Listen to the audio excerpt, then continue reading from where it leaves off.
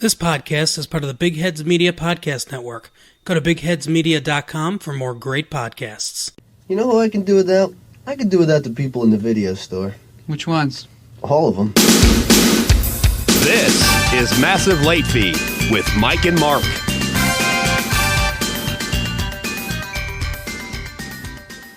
Well, hello everyone. Welcome back to Massive Late Fee. My name is Mark. With me as always is my co-host Mike. How you doing, Mike? Not too bad. How about yourself? Good. We've had a good week here at Massive Late Fee. Some exciting things going on behind the scenes.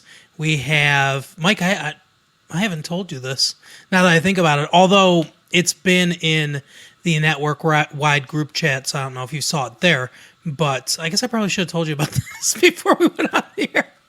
But we hired a sales director for our company, which is growing. So soon, we may have some more advertisements on the podcast like we used to for Collector Mount and things like that. So we might have some ads coming your way fairly soon. Mike and I will, of course, try to make them fun and interesting for you and just another fabulous part of the program. Are you excited, Mike? Oh, yeah. But news today. I've got some news. Not a lot, but a little bit. There's been some rumors that Netflix is starting to sacrifice quality of their show for growth and canceling some shows before they would ordinarily have a chance to find an audience. When Netflix first started getting big, about 6 years ago or so, 5-6 years ago, they were known as a place where showrunners and TV show creators and things like that could go and pitch just these crazy, outlandish ideas that wouldn't get picked up anywhere else.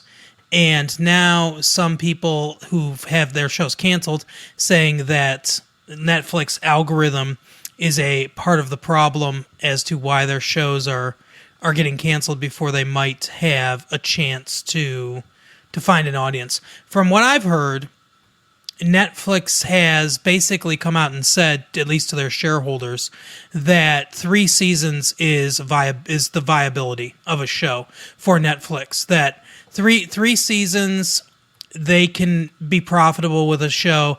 After that, shows get too expensive. Salaries go up for actors and actresses. Things get too expensive, and they don't want to do it anymore. So unless it's an enormous hit like Stranger Things, which even that's only getting a 4th season, and then that's going to be it for them, or Orange is the New Black, or something like that, something that's really, really popular for them, I don't expect many of those shows to get more than 3 seasons, if they even make it to 3 seasons. What do you think, Mike? Do you think that Netflix is starting to be a place where we're not going to be able to find quality things anymore? I don't know. I mean, I think really any show 3 seasons is more than enough. I mean, I don't really know that I need to see like 5 seasons of Game of Thrones, Yep.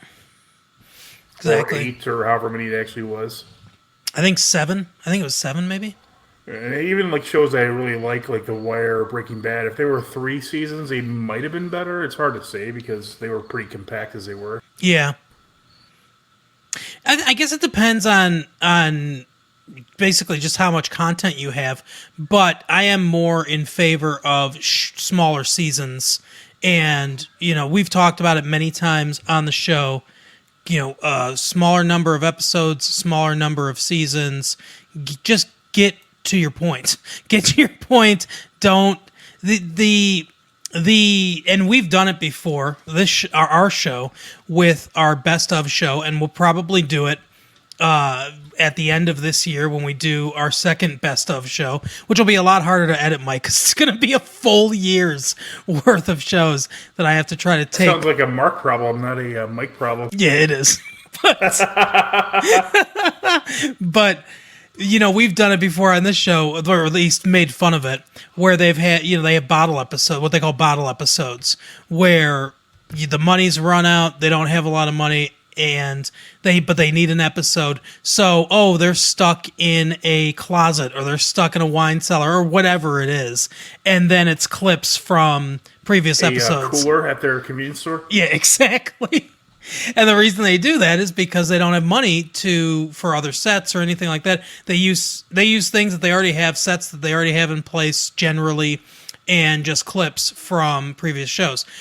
And that's, those aren't the most interesting episodes you're going to see of a TV show. So when Netflix does things like this, where it shortens seasons, it shortens the lifespan of a TV show, and it shortens the amount of episodes, I think it should focus creators. I think it's not a ton of people that are complaining, but I think it's kind of sour grapes from a couple of the people who have been complaining, to be totally honest with you, that just they were like, well, why I didn't get a fair shot. But you didn't stand out either. There were a lot of shows like BoJack Horseman. Who would have ever thought, oh, that's a show that'll work?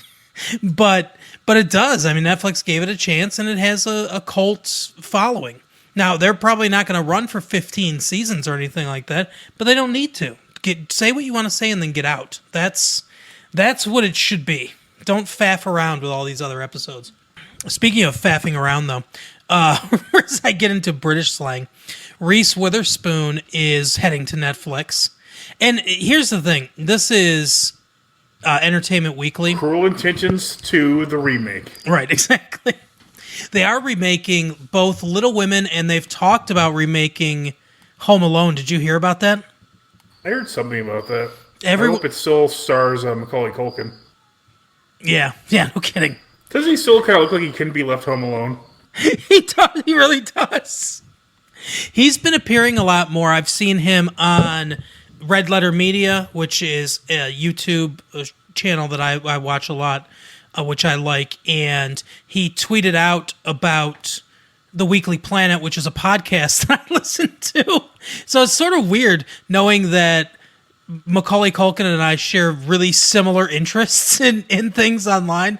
Is strange, because it's always fun when you see that. I don't know if you've ever experienced this, Mike, but if you are a fan of any kind of like YouTube channels or anything like that, and you go in to one of them and you see in the comments somebody referencing something else that you like, that's from like an independent creator on the internet, whether it's a podcast or another YouTube channel or something like that, and you're like, oh my gosh, it's the Venn diagram. I found the Venn diagram of cross sections of, hey, I like this thing, and this thing, and this person does too. Yeah, I saw something like that today, actually. It was on the Reddit is Always Sunny in Philadelphia subreddit. Mm-hmm. Like, someone put, like, this might be a little too obscure, but it was the characters from Hot Fuzz, like, when they were watching the play. But it had them, like, watching the Always Sunny in Philadelphia episode of The Nightman. Oh, that's awesome. But then everybody was just, like, ripping on him, like, that's not even close to being obscure, because it's really not.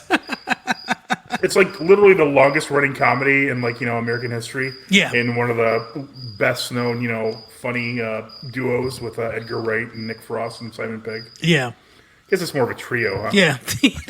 that famous duo of three people. Well, I couldn't figure out who I would want to pair up. I mean, Simon Pegg and Nick Frost. I guess, yeah. Edgar Wright's obviously a very integral part of that. But I love that you've got every joke that we tell on this podcast in this episode is going to sound like it's falling flat because of the massive sound of crickets behind you. It's making me laugh every time. That's funny because I didn't realize that it was loud enough for you to hear. I'm in the garage with our possibly new cat. Her name's Mabel. Oh, nice. She's very friendly. She's out right now, and like she won't let me stop petting her. But like she's really weird. She's still skittish, so maybe she'll learn to eat the crickets one day, like our cat Bodhi. But I can't let him out here because she's kind of like a stray, sort of. We're not sure if she's sick or anything. Oh, okay. Did you just found her? It's actually a very long story, but basically what it is, our neighbors are assholes, and they left left this cat there. Oh. And then my wife found like bits of shit when it turned out, I heard her meow one day, and then she was in the garage, and here she is. Wow. Well, definitely a good family. I can assure everyone out there that Mike and Alex are definitely a good family for cats. So, if you do keep her and don't give her to somebody else, I know she's found a good home, so that's good. Yeah, she literally this whole time, my left hand is occupied with petting her because she won't let me stop. Well, it's a little different from what your left usually it's hand's occupied with something else. Yeah, exactly. Oh, but Reese Witherspoon, speaking of the left hand, she's going to Netflix. Now, Entertainment Weekly calls this a bonkers-sounding sci-fi film, which is titled Pyros. Now, here's the plot summary. You tell me if this sounds bonkers or not, Mike. I'm not a sitcom character in the 50s, so I probably will say it sounds bonkers. It follows a group of people augmented with indestructible suits that are fitted to their spines. I guess kind of like Doc Ock had those arms fitted to his spines. They are then paid by a corporation to recover objects for wealthy people when their houses catch fire. This team has strict orders not to stray from their mission, but things take a turn when one of these fire trekkers breaks the rule. I don't understand. I don't even know what the hell this is about. Yeah, I guess they're really good firefighters. Is that what the whole premise is of this bonkers plot? I think it's rich people don't want their stuff to be lost when their houses catch fire. I don't know why rich people's houses are catching fire so epidemically. Actually, this is probably based off real life because I think it was last year when there were all those fires in California. They'll really pick a year. Oh yeah, that's true. And they actually did say some people were hiring private firefighters to come and specifically protect their mansion/compound. Mm-hmm. So maybe it's inspired by that. Ripped from today's headlines. Yeah. Well, apparently it's based on a short story by Thomas Pierce, which appeared in the New Yorker. So it sounds pretentious. Boring. Yeah. It's got a very high concept. Yeah, exactly. Tom Wolfe hates it. Oh my gosh. Hey, real quick, this is a movie that's not going to happen, but did you see the trailer for The Hunt? I've heard a little bit about it, but I didn't see the trailer. Yeah, apparently Emma Roberts, who is Julia Roberts' niece, I think. She's been in some other stuff. She was in a season of Eric Roberts' daughter, I think. Yeah, I guess that's true. Eric Roberts, I suppose, is famous enough to name check. But she was in a season of American Horror Story, the Coven one with the witches. Oh, I think she was in the movie Scream 4 as well. I could be wrong. Possible.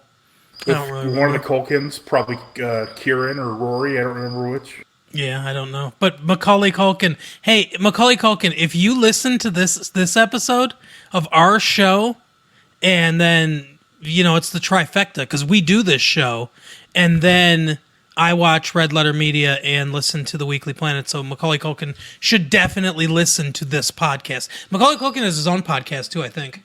Rabbit Ears or Buddy Ears, something like that. Yeah. I also have the idea for a pilot, but only the pilot. Nothing comes after the pilot. Okay. It's called Too Many Culkins, and it's got all the Culkin brothers and all the Culkin sisters in the show. Okay. And I mostly just want to do it for the theme song, which is just the entire theme song is about how there's too many Culkins. And their dad just comes in abusively, yelling at them all. I got an idea for Macaulay Culkin too. Actually, I know a couple. Damn, what about Macaulay Culkin 1? That is too many Culkins. I know a couple producers out there that would love to remake Uncle Buck. Oh, I think you do. Yes. and Macaulay Culkin could it could be his kids that Uncle Buck's gotta watch. He'll just have to gain 400 pounds for the role. Oh, I see. You're saying he's not Uncle Buck. It's like he's the same character from the original. Yeah, exactly. And it's his kids, and it's still Uncle Buck. No, it can't be Uncle Buck. He's dead. No, I know, but I mean, obviously it can't be John Candy, but it'll just have to be like just a really It'll old. obviously be Jack Black. That would be the best. Oh God, I want to see it now. So what would it be? Uncle Buck's kid? Yeah, Uncle Chuck. Have you ever seen the movie Chuck and Buck? No, I have not. And Oh. I know where you're gonna go with this. God, it's so awful. Well, I mean, it's not a terrible movie, but it's Although oddly enough, that guy, I think his name's Mike White. He was in School of Rock with Jack Black, so it's possible. He was. Oh, yeah, it's a good segue. Oh, man. I just remember. So I watched the movie, and it's kind of boring, and it's getting towards the end, and I'm like, what is the point of this movie? And then there's a tender love scene at the end of the movie between Chuck and Buck.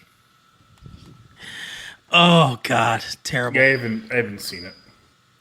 But anyway, the hunt was supposed to be about rich people hunting poor people, basically. So it's like the Purge, basically. Yeah, it's very Purge-esque, but they've decided they're not going to make the movie because of all the shootings that are in the news. So We could just use that clip and play it over and over again. yeah, Like, do you know how The Onion, like every single time there's a shooting, there's like they release the same article every time? yep, I remember. Yeah, it's like the same deal, unfortunately. Yeah, we could just keep doing that. And here's the thing. I mean, I guess I'm against it. yeah, I'm against the school shootings too, or shootings of mass shootings of any kind seem bad, but. Seam? Yeah, it's a bold take. But, Hollywood fetishizes weapons and violence and guns all the time. Not that I think that contributes to violence in our society. Oh no, obviously it's video games causing this. Right. See, I don't think any of that stuff that to me is dumb, but it's like, okay, why cancel this one? The Rock's going to be in a movie in 6 months where he's got 4 machine guns strapped to his body and shooting a ton of people. It doesn't. Why is one worse than the other? Who cares? It's fiction. Yeah, I don't think they have any effect at all on anything in real life. Yeah, I don't either, and I don't understand why they're like, oh, this is too. Maybe it's because the trailer came out like a day or two after those 2 shootings, and they're getting a lot of heat for it. But it's like, the people that are giving them heat for it are fucking morons or hypocrites because It's dumb people. yeah, because give heat to every action movie then. If you're going to do I don't think you should, but if that's your take on it, this is contributing to all the violence, then do that. Then attack every action movie. But it's dumb and stupid, and it's not the reason. Movies and video games and all that stuff aren't the reason. The thing is, everyone's got it backwards. Everyone thinks that there's violence on TV, and that makes people violent. But the opposite is true. People are just violent, and that's why those like violent video games and TV shows and stuff are popular, because it speaks to the violence that's already inherently within human beings. Right, and even I think any like actual survey / statistical breakdown will show that violence is actually steadily decreasing. Oh yeah, I mean, yeah, and the media. I mean, obviously it's as messed up as it is to say, to show like scores of bodies outside a nightclub or a school or a hospital or wherever it is this week. But I mean, thankfully, the actual incurrences of violence are steadily going down, and they have been for some time now. yeah. We should. I mean, knock on wood, but it's basically the safest time to be alive as a human being right now when you factor in everything. Whether it's war, like being murdered in a war, there are much fewer ground troops on the ground now, whether it's disease, whether it's violence on the street, gang violence or robberies, things like that. I mean, basically we're living in basically the safest times right now, and yeah, Right. there are things we need to do. I think that we need to do things to continue to curb the violence and protect as many people as we can, and there are different thoughts and different ways that we can go about it. I used to be, I mean, we don't really talk about politics much, but I guess I'll open up a little bit. I used to be a really big, like, we've got to, gun control, we got to do all this kind of stuff. And I still kind of am, but I believe in facts, and I believe in, and not partisanship and not my own emotional reactions to things. And I've done a lot of research on a lot of different things. And yes, there is some correlation to the level of gun control in different states in the United States and the per capita gun violence. But you can look at the numbers in other ways too, which really makes it, kind of come to fruition that there's not enough evidence to really definitively make that statement. And I think, just restricting more like more gun ownership and things like that, I don't think is going to work. It's going to take investment in mental health. It's going to take different sorts of police patrolling and things like that. There are a lot of other things that are going to need to happen. Citizens on patrol. Exactly. We're gonna need citizens on patrol. But like Mike owns guns, and so does RJ. I don't own any guns, but Mike and RJ do, and I want them to own as many guns as they want to, of whatever kind that they want to, because I know that neither of them are crazy or unhinged. So if anyone's gonna have the guns, I want it to be them. So we have to try to figure out a way. Yeah, there's like tons in this country too. I mean, in New Zealand, you could confiscate them all, but, here, everybody and their mums has a gun, Yeah, I know. That's the thing. And, I think there's 400 million guns in this country, and there's like 300 million people. Yeah. Yep, something like that. We've got a lot of guns, and that's the thing is you can't stop that. You can't get rid of the ones that are already here. And I don't want anyone's guns getting taken away. I mean, unless they are violent or show propensity towards violence and things like that. But, that's another thing too. How do you decide who's a risk and who's not a risk? There are a lot of research and a lot of planning and a lot of things have to go into this before we can figure out what the best way forward is. But the first thing is the NRA won't let people do research, won't let significant research on guns and what the best ways to curb this stuff would be, and that's where you got to start. Let people do scientific research, because like I said with the thing, I used to be all about, we got to, restrict gun ownership and this kind of gun control and that kind of gun control, and I've really backed off that because I did more reading and I did more research, and I found things that changed my mind, because, I don't care, all I care about is keeping people safe. I don't care about, that's not all I care about, but when it comes to like this issue, what I care about is keeping people safe. I don't care about being right. I don't care about, what party wins or whatever. I do not give a shit about that at all. So I just want the facts. Right. Yeah, it's unfortunately, there's a certain percentage of the population that's just insane, homicidal, psychopathic. Yep. But I think the fact that they have access to guns is really the issue, because, like you said, the average person, probably 99.999% of the population that owns guns aren't going to use them on anybody at any time. And I think statistics have shown that concealed weapon permit holders actually are way less likely to commit any crime, much less, gun violence than others. Yep. No, I agree, and I think like you said, it's still, even with all this stuff happening, it's still the safest time to be alive as a human being. And that's just, the only things that hurt the mortality rate from previous generations are things that we do to ourselves. Most notably, eating too much. Yeah, which is complete stupidity. I mean, like Neil deGrasse Tyson was like, waylaid by bandits because he, basically just posted facts, and people are like, oh, but I mean, really, sugar is way more lethal to the average person than, I mean, you're more likely to die from eating too much sugar and being obese than you are from a random stranger shooting you. Yep. And well, yeah, we should probably switch topics at this point because it's just turning into a gun control podcast.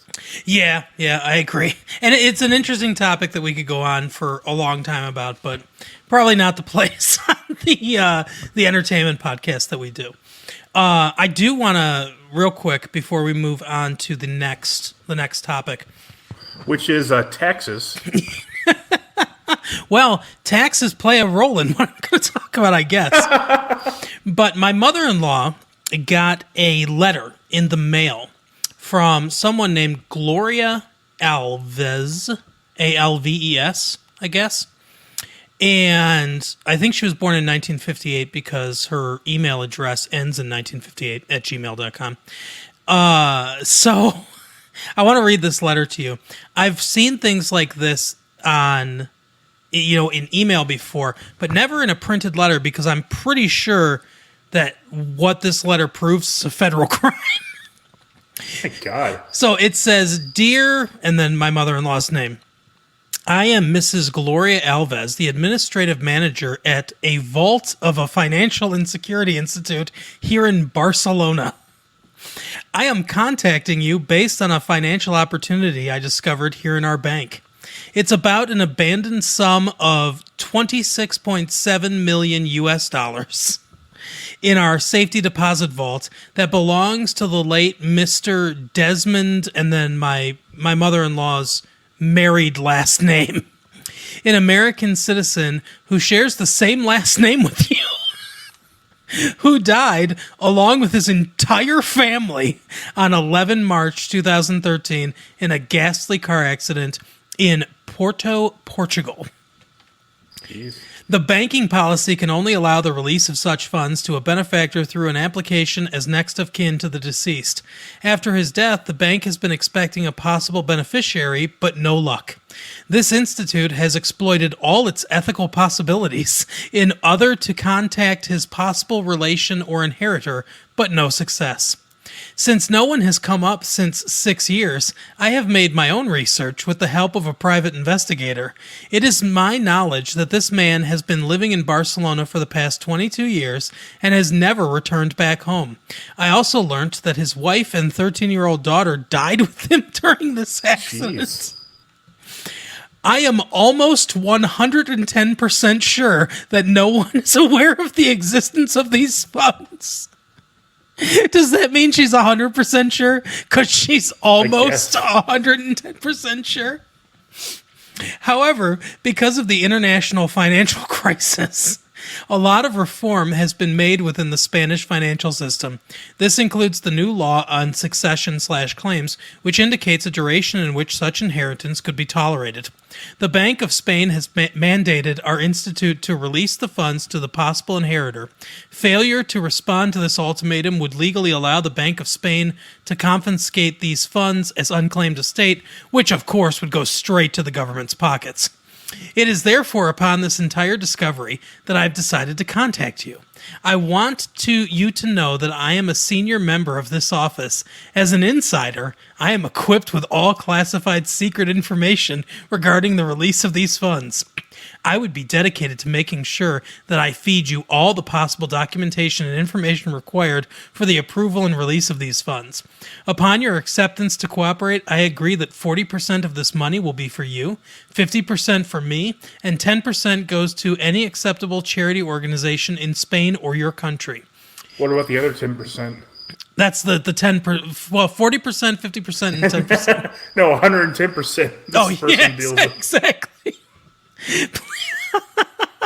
Please note that I have only discussed this with my husband. For time difference and confidential reasons, I strongly advise that you communicate with me via my husband's contact details above. This should be done firstly via fax or phone. Immediately you get in touch with me, I would be able to inform you on how this could be concluded. In conclusion, it's my concern to demand your ultimate honesty, cooperation, and confidentiality to enable us to conclude this transaction. Please keep this confidential and do not discuss this with anybody. They Sorry. just violated that. I guarantee that this process would be executed under a legitimate arrangement that would legally protect you from any breach of law. Thanks and God bless you, Gloria Alves. So, what she's proposing is fraud. She's done it through the mail, through the U.S. mail. I mean, I know they're in Spain, so maybe there's no extradition treaty, but that's a federal crime. This is why this is usually done on email and not in federal mail, or not with over the U.S. mail, because it's fraud. Yeah, I don't get that. Oh, crazy. So, should my mother-in-law do this? Yes or no?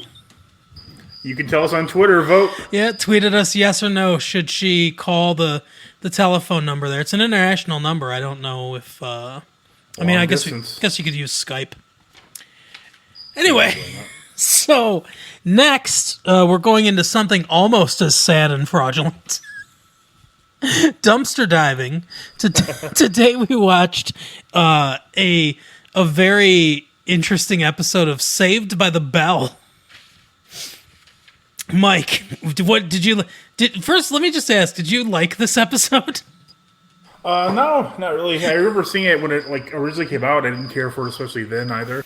There was something that I noticed in it that really tickled me, but that's basically it. That's the only thing that I liked about it. But the episode we watched was No Hope with Dope, which stars Johnny Dakota, or whoever plays Johnny Dakota. I don't know what the guy's real name is. I don't know. But so the episode opens up with Lisa running in, breathlessly trying to tell them that Johnny Dakota has pulled up in a limo in front of their school, and then he shows up and she passes out. I mean, basically he's Tom Cruise, right? Yeah, I think so. Yeah, because he's short, he's in action movies, he's got great Hollywood hair. So yeah, what I noticed immediately is if he's a movie star, he's probably going to be in his early to mid 20s, and Kelly is not yet a senior, so she's probably 17. Oh yeah, I noticed that right away too. Yeah, there's a scene in here where, we'll get to it in a second because it doesn't take long. So he's saying that he wants to Finger blaster. Johnny Dakota wants to film a anti-drug commercial, which I'm pretty sure is just community service for. Yeah, that's my guess too, because it's very they claim it's the first high school they saw off the highway. Yeah, ridiculous. So he's like, oh well, we don't know if we want to choose this school or whatever. We got a lot of other schools to look at. So they say, oh, we can't. Zach basically says to Belding, we can't let him leave. We got to sell him on this place before he goes and sees any other school. I guess they're afraid that, other schools are much better than Bayside. They're afraid they'll go to Valley, their longtime rival. Yeah, exactly. And they'll see Moose or whoever there. I don't know. I don't know. Whoever used to beat the shit out of Slater in wrestling. But anyway, so he takes him on this big tour and everything, and then they're like, well, okay, we're going to have to leave. The director's there, and all he ever says is, yo. I don't know if you don't have to pay scale if the only line someone has is yo or what. But directors usually to me seem to talk more than just that. But anyway, so Zach says, oh, well, wait, listen to this. And then everyone's on the stairs, except for Kelly, performing one of the worst raps I've ever heard in my life. An impromptu, anti-drug rap that lasts for about 20 seconds. Yeah. That they've all learned within, the last 5 minutes. Yeah, just say no, basically. That's the big line at the end. It sounds horrible. They're not in sync with each other. They're not in key. It's terrible. And Johnny says, oh, that's really something. So... Yeah, but we can tell at this point he just kind of wants to try and fuck Kelly if he can.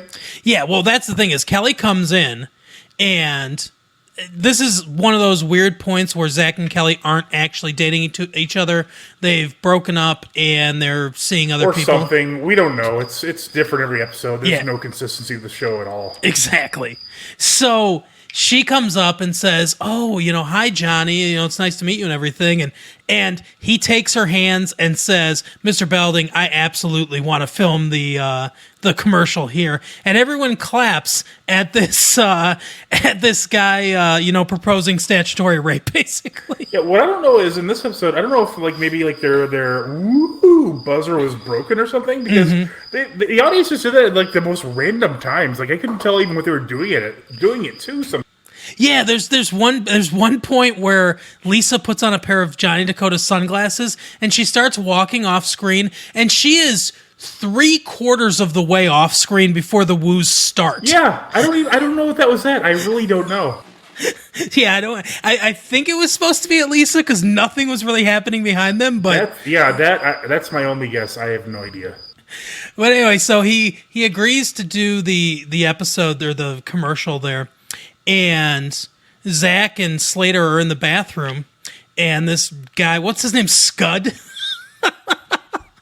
Scud. Yeah, Scud, a person we've never seen before, but apparently is to be feared. Yeah, he's in the bathroom and combing his hair, kind of like Fonzie. But then he leaves, and they find a joint on the ground. So they're obviously they're horrified. And Zach says, "Oh, Johnny wants to film this commercial here, but somebody's getting high in the bathroom." Yeah, which is funny because there's like super like squeaky clean drug free, but they immediately know what it is. Yeah. And, they're living in California like during the mid to early '90s, and no one fucking has ever seen drugs in their school before. Yeah, no kidding. Yeah, I love you. You're right. I did notice that too, because they're in the bathroom and Zach goes, "Hey, I smell pot." And it's like, ooh, I know that strain. So Johnny, And then a completely ridiculous. You're missing this part. The completely ridiculous part. Screech confuses a roach for an actual bug roach. yeah, And then he leaves to go get his pet roach, and he's come back in like 30 seconds with it, and they've already flushed the marijuana cigarette roach down the toilet. And he, did anybody ever find Screech funny? I don't find him funny at all. I don't think I ever did. I think even when I was watching this when I was like 10 years old, I thought he was annoying. yeah. I never liked him. None of his jokes hit home. I mean, I would feel bad for Dustin Diamond if he wasn't such an asshole in real life. Oh yeah, he's kind of a piece of shit in real life. But yeah, they gave him horrible lines, and yeah, he was a complete. This is supposed to be the smartest guy, but also a complete moron. I love that dichotomy. He's a fucking idiot. So yeah, he thinks when they say roach that they mean that there's a roach on the ground and his roach needs a wife. So I don't know. Right. I don't know how he knows that roach is going to be a female or not. But Beggars can't be choosers, I guess. yeah, it's progressive. And then don't they cut to the part where like they're having their heartfelt stories about awful drug use? Yeah. And then Scud's girlfriend, who we've never seen before and will never see her again, tells us like horrific story about like how her brother's paralyzed from like driving drunk or something. Well, she says that her brother would get high, or my brother would use drugs to get high, and I was thinking that, well, that's a good use of them, and drive to the beach. Yeah, no shit. Either that or get ripped. That's all you can do with them. Right, exactly.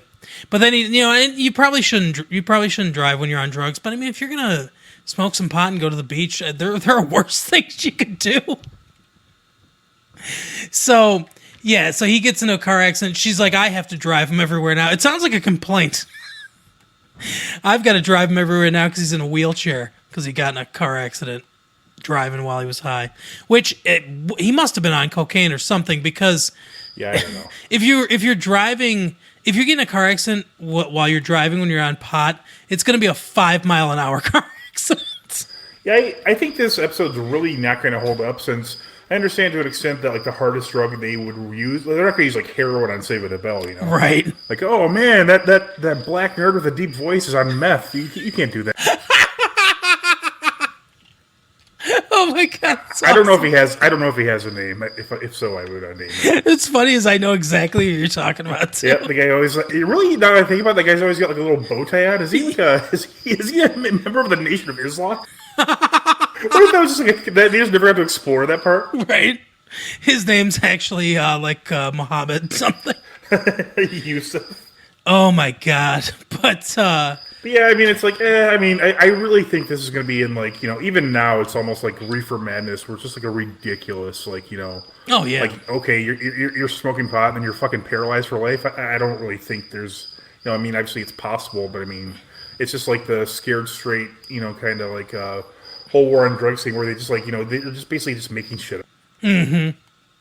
But it's funny because this is the only part I didn't remember this happening. But this tickled me a little bit, where they're going through and they're doing their stories, and then Jesse goes, "I used to have a problem. I was hooked on caffeine pills." Yeah, that is. I mean, obviously that's like an infamously like ridiculous episode, but is that even possible to be hooked on caffeine pills? I don't think it is. Well, I read, and this makes the episode make a lot more sense. I read that initially they were going to make it amphetamines. Yeah, that makes 100% more sense. And then, yeah, her reaction, her kind of mania, and, like everything about the episode and being addicted to them and everything makes so much more sense and would help more, you would think, with the studying. Because, I think maybe it started to be a problem then. Maybe it was a little bit later, but with kids taking like Ativan and stuff like that to like stay up and study and everything, it did really actually become a problem in real life. But that was much later, I think. Yeah, but they pussied out and they pulled back on it, and they changed it to caffeine pills because they were concerned about going to, and then it just makes the story completely nonsensical. It's like those Truth commercials, which are sponsored by the tobacco companies. Like, I honestly think they're just made so dumb to like really like make them seem lame, so you won't be discouraged from like buying tobacco. Yeah, no kidding. It's funny, like the more recent ones, just like vehemently like attack vaping, like it's worse than like cigarettes. Yeah. But yeah, so we have this, scene where they're all telling their heartfelt, and the stories are so good, even though like some of them are just anecdotes, like from the news. Like I think Slater talks about like Lynn Bias. He does. He sounds like so like he's like he had his whole life ahead of him. Like it's like you don't fucking know who that is. He died like 6 years ago when you were like 12. Yeah, exactly. And it's like, yeah, he was a good basketball player for a year or two in college, but. I mean, you don't know. He was like the number one pick, I think. But yeah, yeah, but you don't know what if he would have been great or not. I mean, not that it matters. He did die at like 21 years old. So that's horrifying. Sure. But and then they mentioned John Belushi too. Yep. Which again, neither of those drugs are marijuana. No, neither one of them died because of marijuana. One died because of cocaine, and the other one died because of cocaine and heroin. Right, which again would be a much funner episode. Yeah, absolutely. If there's a speedball they find in the bathroom, and the girl from Valley with a high pitched voice is just going to town on. Speaking of the bathroom, the sleuths of Bay is it Bayside? Yeah, Bayside High. Remember that Scud, the person we've never seen before and will never see again, was in the bathroom right before they found them. How did Scud not know that there was pot there? If Zach smelled it, Scud had to have. Yeah, they like spotted it instantly, but like so Scud goes in there, he's like, oh no, but they find him smoking a regular cigarette. Yeah. But then they bring us to mind that these aren't any much better, Scud. You got to stop that. And what I found really odd about this is Scud is wearing a Slayer shirt. Yeah. Like Scud comes off like this real badass, but he lets these like pussies who like don't even fucking drink. Talk to him about like, oh, you can't smoke, Scud. He's like, oh, sorry guys, won't happen again. He is really sort of accommodating to them manhandling him. I always think it's funny how like Zach and like his crew come off as like we're the cool kids, but they're really the biggest fucking nerds in the entire school. Oh, for sure. Like, oh man, what'd you do last week? Black nerd with a high pitched voice. Oh, me and my friends, we went out drinking. What'd you do, Zach? Oh, I had to talk Jesse down from caffeine pills. Right. Mr. Belding and his wife were having problems, so he stayed in my bedroom. Yeah, I mean, how cool can you be if you're on fucking a first name basis with the principal? Yeah. Which we forgot to mention, there's a somewhat risque joke where he keeps calling Belding a dick because his first name's Richard. Yeah. Yeah, they pushed it as far as they could, I guess. Yeah, but so Johnny Dakota, who again just wants to finger bang at the very least the underage Kelly Kapowski. Oh, yeah. Invites the whole crew back to his house for a Hollywood party. Yeah, this adult giant movie star wants to party with a bunch of high schoolers. Who owns a mansion? Yeah. What's funny is Kelly even mentions Tom Cruise. Like, oh, I had a crush on a movie star, but it was Tom Cruise. I mean, so it's like, again, a reference to Tom Cruise, who I'm sure you're right. He's probably supposed to be. Yeah, because they talk about somebody Slater. I can't remember or Christian something. I think it's supposed to be like Christian Slater. Yeah, and then one who is supposed to be. This is of course dating it. Lou Devin Phillips. Yeah, yeah, because his last name's Diamond. Yeah, I mean unless it's Dustin Diamond, which I doubt. There is a meta joke later in here. Right, but then Screech, being wacky, injures himself. So Zach takes him out to the car, leaving Kelly alone with the predatory Johnny Dakota. Yeah, and Johnny's starting to get what he wants. In spite of what you think he wants her to suck on, he wants her to suck on a marijuana cigarette. Yeah, somebody just passes it to him, and he's like, "Oh," and then they just and then there's super sharp noses from earlier where they could fucking detect it, like before they get into the bathroom. Yeah, they don't notice it in the fucking party.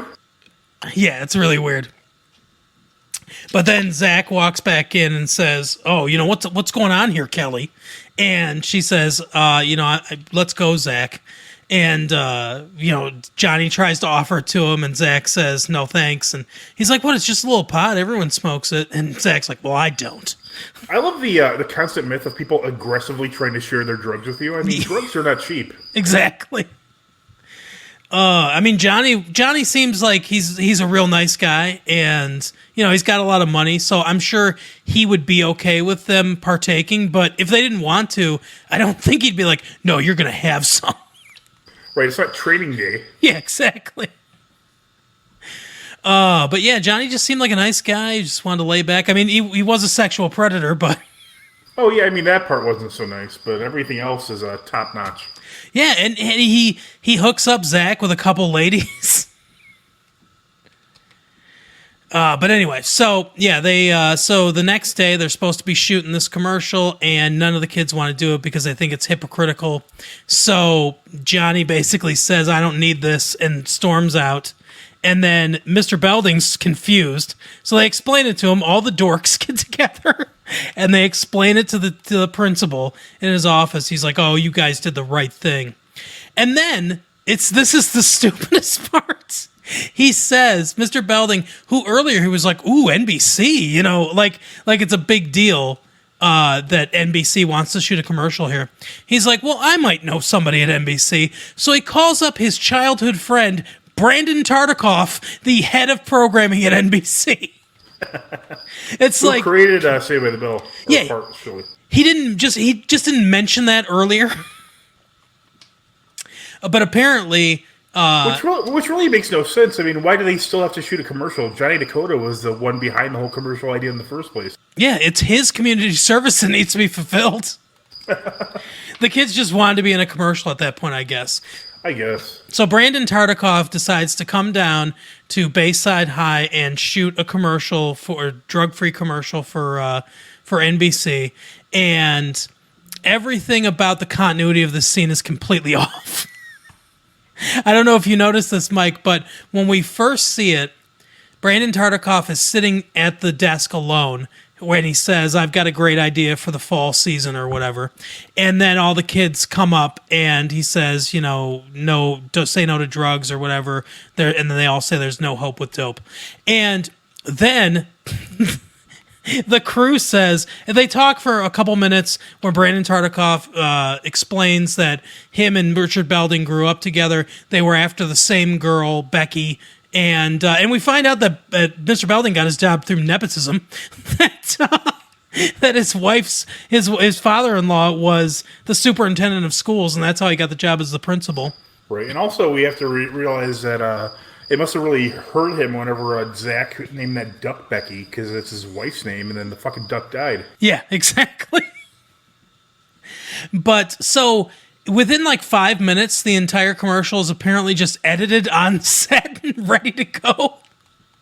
I don't know exactly how they did that that quickly, but they're like, "Oh, it's playback's ready. We've edited everything in that 4 minutes while you guys were talking," and so the commercial starts airing, and it's dumb. They're just like, "Oh, stupid, dumb, crazy." They're saying one-word things, and then Zach, of course, has most of the lines where he says that drugs are stupid, and then we go to Brandon Tartikoff, but all the kids are already at the desk, and then Brandon Tartikoff walks up, and at first Zach's point was like out of sync with everyone else, but then in the edited version somehow he's in sync with everyone, so it's completely messed up.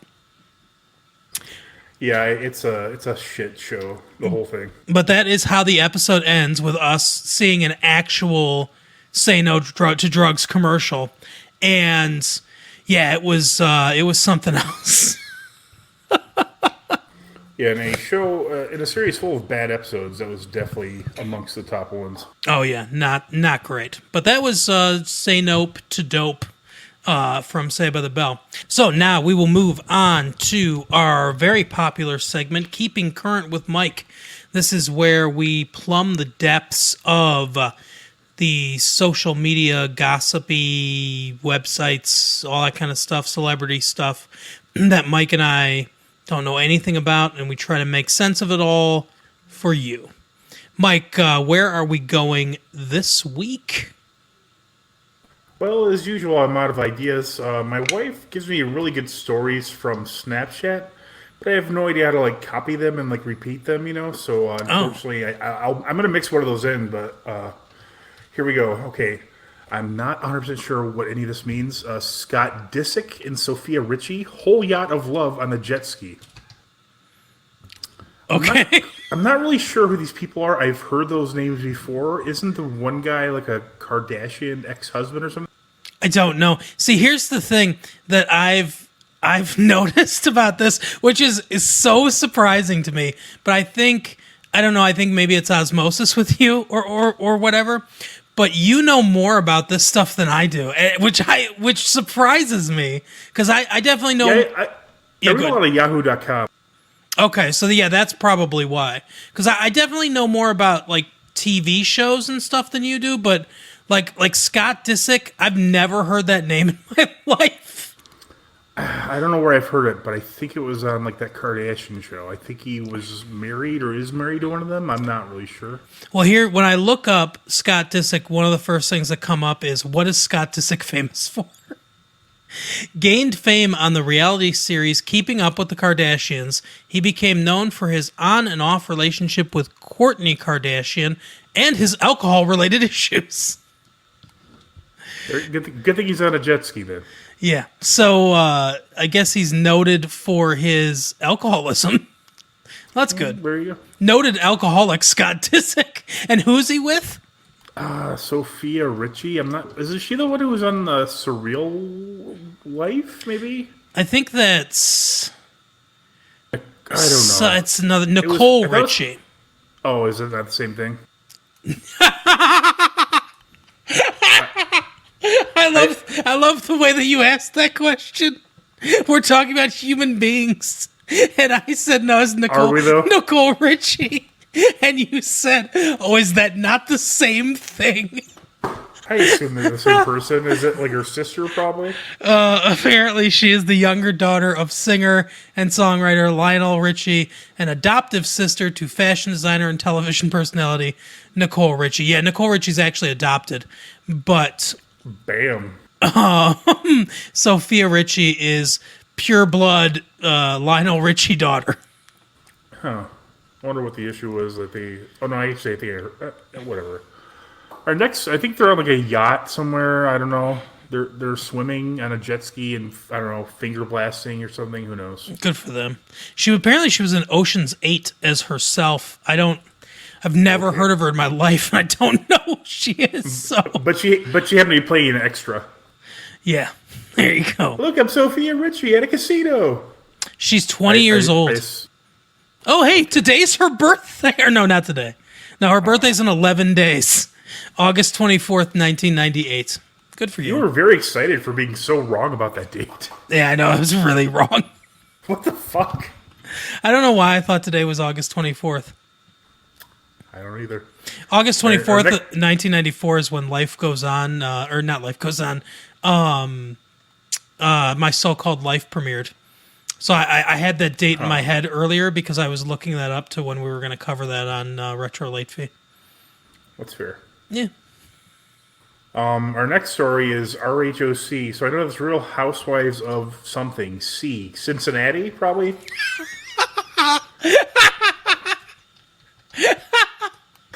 I'm going to guess it's not Cincinnati.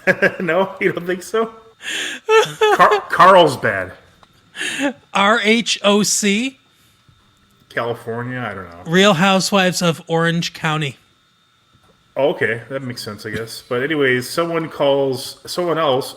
Okay, I'm going to use names. I don't know who any of these people are. Tamra calls Vicky, quote, most, all caps, insecure person, unquote, before Kelly's, all caps, shocking pig video causes chaos. Awesome.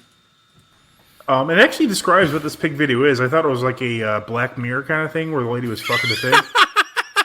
Yeah. But it's a animated pig in Kelly's voice that says, "You want to fuck with me, you little pig of a fucking bitch?" Holy And then shit. and then they hurl. I don't know if she hurls. I don't know if she's throwing a phone at somebody or what. But that's come on. That's way convoluted. You're gonna. Oh my god, I'm so mad at you. I'm gonna make a fucking animation with a voiceover. Yeah, that is... Do you remember the book Needless Things, where like they carefully like put all the papers around the rocks and rubber banded them and threw them through the window, and, Yeah, and Alan was like, no one would actually do this if they were angry. That's just like a producer or a PA or an intern made this video for her. I mean, it's, No shit, absolutely. Yeah, this was handed off to a PA for sure. unless Kelly was taking Flash editing courses on the side. Apparently, Tamara is Tamara Judge. It says Tamara Judge is an Orange County housewife. Well, good for her. Tamara joined the Real Housewives of Orange County in season 3. She speaks her mind, even when it's shocking, and is the first to admit that her mouth often gets her in trouble. Recently, she picked up part-time work doing real estate short sales and is also launching a makeup line with her plastic surgeon, Dr. Ambi. Dr. Ambi, that sounds like the name of a doctor in a bad horror movie where it makes something like Dr. Acula. Right? But yeah, so oh man. Well, let's see. Something about Ryan. Tamara's oldest son, Ryan, also continues to put the couple at odds as he tries to find his way working as a marketing representative for a vitamin company. However, he defaults on a number of traffic violations that get him in trouble with the law. Hash God. and Simon. How sad is this that people would rather watch this show than like live their actual lives? Oh my god, it's so Oh terrible. my god, Ryan had too many parking violations. I better tune in. Right? I can't find any of these people on Wikipedia, so I'm forced. Well, I think that makes me glad for humanity that they're not on Wikipedia. But I have to look up their Real Housewives wiki, basically. I mean, that has its own wiki. And there are characters in that, whatever. And yeah, this always surprises me. This show's on Bravo, The Real Housewives. For some reason, I always thought it was on E, but yeah, it's on Bravo. Yeah, I don't know. So Vicky is Vicky Gunvalson, who is one of 5 children. Her father owned a construction company, and her mother was a housewife. She married her first husband, Michael J. Wolfsmith, at the age of 21, and they had 2 children, Brian Culberson and Michael Wolfsmith. Or Brianna, sorry. That now it makes sense that her last name is not the same. At the age of 29, they divorced and she began a part-time job at her father's construction company. In 1991, after her father's death from Alzheimer's, oh, that's sad, she joined the health insurance business. God, there's a joke there that I do not want to make. In 1994, she married Don Gulvison, who founded Koto Insurance and Financial Services after regaining her insurance license in California. They married after she gained insurance license. I guess. I don't She's the brother of, let's see, Vicky's, so they divorced. Now she's engaged to Steve Lodge, who is the brother of Roger Lodge. Remember Roger know. Lodge? Oh, no, Roger Lodge? Yeah. Sadly, he's probably the most famous person in this entire fucking story. Oh my God, that's so awesome. Roger Lodge. Fuck. Oh, any Blind Date fans out there will remember Ryan Lodge. Ryan Lodge? Roger Lodge. What? You don't remember him? Oh my God. Yeah, so it's a shit show. Who cares? I Yeah. really hate even hearing about those. Our next big story, according to John Daly, speaking of alcoholics, Yeah. Perez Trump doesn't cheat at golf, but Bill Clinton did. Oh, is this from Perez Hilton? No, he says I misread it. It Oh, says Perez. Perez Trump. Yeah, Gotcha. I don't know why. Gotcha. So President Although Trump. that is calling for like a Perez Trump, like a Paris Hilton spinoff of like Donald Trump. No kidding. So Donald Trump never cheated at golf, but Bill Clinton cheats at golf. According to John Daly. Well, Bill Bill Clinton Clinton being the prob- cheater only- is not surprising to me. He only cheats at marriage and executing people who are on suicide watch. Exactly. Or not.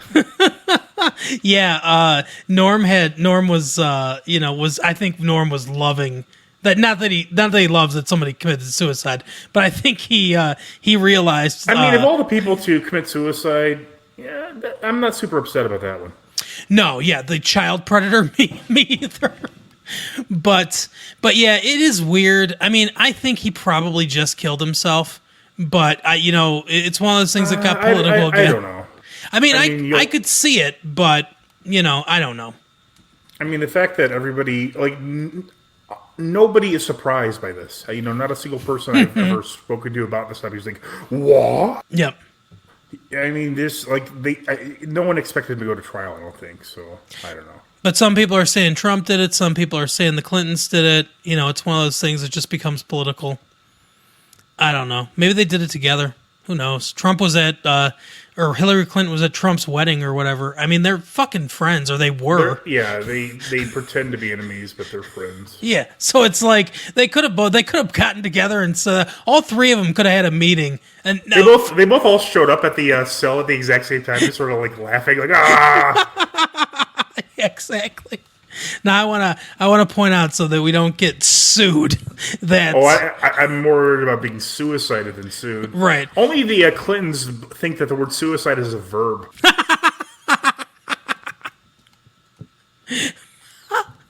but anyway, so I will say that I don't know anything about what happened, if it happened. What? You don't know the presence of murder? Right, exactly. So, but I could easily see all three of them getting together, basically saying, hey, he's got dirt on us and a bunch of other people that we're friends with. Let's just take care of this. And you know what? Honestly, I mean, yeah, if they had something to do with it, then they should get something should happen to them. But like you said, I mean, if they were innocent and they got together and killed this guy, or somebody else just killed this guy while in jail, I'd be like, yeah, fine, I don't care. This guy's a piece of Right. shit. I mean, you would hope for the broom handle rape to death like Jeffrey Dahmer received, but you take what you can Exactly. get. Exactly. Oh, all right. What's next? The next story is actually from the Snapchat stories, but I don't know if you heard about this. This one I actually am pretty familiar with the person. Over the weekend, Andy Dick was assaulted outside of a comedy show, and he was like supposedly knocked unconscious for like 15 minutes, and the reports are he might have brain damage from this. Holy shit. I mean, I think the most shocking thing about this is that Andy Dick didn't have brain damage before this. But, Right. but no, I mean, that's terrible. But no, I know, Yeah, obviously I I know who Andy Dick is, but I did not hear this story. Yeah, I didn't either until she told me. It kind of came out today. I think it happened on Saturday in New Orleans, whichever you prefer. No, And like he was outside of I guarantee you'll pronounce it that way. I guarantee I will. He was outside of a the show, which is kind of weird, but I mean, I'm sure he's not playing like huge venues, and he was waiting for his Uber car when someone just walked up and just punched him right in the face. Wow. Yeah, I think he claims that they thought they were doing it like to make like a video online or something like that. I don't know if that's the case or not, but I mean, Andy Dick certainly has his problems, but I really think they're mostly substance related. I mean, he actually seems like a decent person when he's like lucid and sober. Like he's he's accepts his faults and he does like like various attempts to be sober. Like I don't know how well it actually works, but he's like does like AA and all that stuff, I think. But I mean, it's just kind of like remember a few years ago. I still don't know if this is true or not. There was this thing going around called the knockout game. Mm-hmm. Like I think maybe it like just was made up, but then people started actually doing it for real. But it sounds like almost like that, where you just like walk up and like punch a random person. I don't know, it's ridiculous. But yeah, hopefully a speedy recovery for Andy Dick. Yeah, I agree. Like you said, I mean, I've heard mostly nice things about him. And like you said, I mean, when he's had problems or he's done something bad or, made like an ass of himself in a club or something like that, it's been because of drugs. And it doesn't seem like he's been mean to people. So, yeah, I think he's super talented too. I mean, whenever he's, able to get it together, like news radio, obviously he's hilarious in that. He was really funny in Old School. I mean, there was this episode of the Tom Green Show, or it might have been the Andy Dick Show, where they swap places, and it's the most uncanny thing because they look so similar to each other. You legit can't tell who's who at certain points. Yep, and he's like, I've seen some of his stand up too, and I haven't seen all of it, so I can't speak to all of it. But what I've seen of his stand up is good. So he's a good stand up as well. He was in a show called what's it called, Love, that my wife and I used to watch. That was on Netflix. It's not on anymore. I think they were one of those ones that had 3 seasons and then they were out. But he guested on there as himself, and he was sort of poking fun at his substance abuse problems and things like that. But he was both really good in the dramatic scenes and really good in the comedic scenes on that show. So I agree. He's definitely a very talented guy. Yeah, I really think if he didn't have, his issues, he could have been one of the, the great comedians of, comedic actors, at least of the 90s/2000s. He was like, and I don't know if you'd say quite he's like another Peter Sellers, but he's definitely in that same vein where he's like a great physical comedian. Yeah, I think that's a good comparison. Peter Sellers. I mean, it's hard because, Peter Sellers is like, obviously a legend. But Yeah, I mean, maybe not as talented as Peter Sellers. I don't know, but like you said, if he didn't have the substance abuse problems, who knows? But as far as the type of humor, yeah, Peter Sellers is a really good comparison. And that's all I have for this. All right, so we will move on to the Parents Guide game before we get into our quote-unquote main topic of the night. So, Mike, you can go first this week. I've got 2 movies ready for you. For those of you playing at home, it's whoever shouts it out at their phone first or wherever you're listening to this. Let's see. A brief scene of a couple making love in a hammock, but only a leg and shadows are... Making love in a hammock? Like fucking? Trying to think in a hammock. Interesting. It seems like a bad place to have sex. Oh, yeah. I can't imagine. It sounds fun, but I can't fucking move in a hammock. Yeah. You can't get any leverage. The Great Outdoors? No. Okay. Your first clue. There's not many in here, I have to say. So, it's going to be difficult. But I'm going to... Yeah, I might be able to add a couple, too. So, anyway, drugs, alcohol, and smoking. Drinking in bars and at parties. That sounds like a suggestion, really. I know exactly what this is. Super bad. No.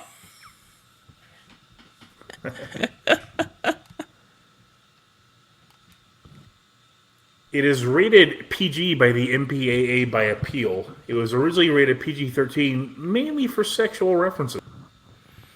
Interesting. Okay, so... So there's some sexual references, but it's still a PG movie, although they had to appeal. So if they appealed successfully, it's probably like a Steven Spielberg movie or somebody that has like big time sway over the MPAA. Oh, you would be wrong on that one. Oh, really? Not big time sway, huh? I don't think so. Summer Rental. No. Okay. Your next clue is profanity. 2 to 3 uses of fuck and use of other profanity such as shit, ass, pussy, damn, hell, and goddamn. Huh. Ballistics, X versus Sever. No. Damn it. Alright, I got 2 for you, but they're very similar, but I can't use the character's name. Because it actually says the actor's name, so I don't want to ruin it for you. Okay. What, and you would know these names, so that's actually 3 of them, but you know all the right names. One of the characters smokes a cigarette during the montage scene. Another character smokes a cigarello through the movie. And a third character drinks a glass of champagne for the lead character's promotion. And you would know all 3 of these names. A cigarello throughout the entire movie. And a glass of champagne for the lead character's promotion. And someone smokes a cigarette during a montage. Sounds familiar. The Secret of My Success? No. Okay. That hammock's throwing me off a little bit. Let's I haven't seen this one, but I'm almost 100% sure you have. Sex and nudity. A man walks in on a woman in the shower. Her bare breasts are seen.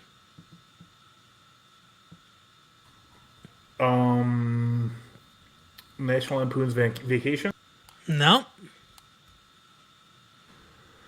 This one might be a big clue, I really don't know. One scene with a security guard and his bulldog might scare younger viewers. Mannequin? Yes. That's awesome. Oh, yeah. I haven't seen it, but I know you have. I love Mannequin. The next clue?